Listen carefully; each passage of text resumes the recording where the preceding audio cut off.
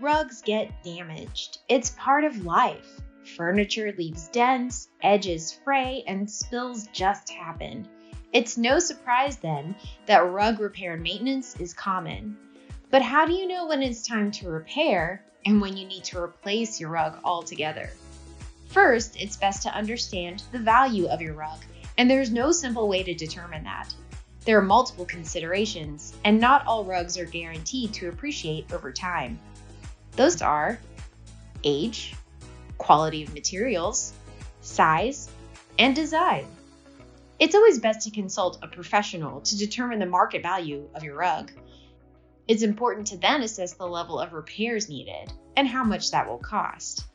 Types of repairs may include overcasting by hand stitching edges to prevent fraying, fringe repair and replacement, or patching using a remnant piece of rug to repair holes. Keeping these factors in mind, you can assess if the cost of these repairs is worth the investment, or if a new rug is in your future. To read a full description of the factors that determine a rug's value and what goes into each of these repairs, check out our blog below. If you're ready to get your rug repaired, contact us at Aladdin Cleaning and Restoration.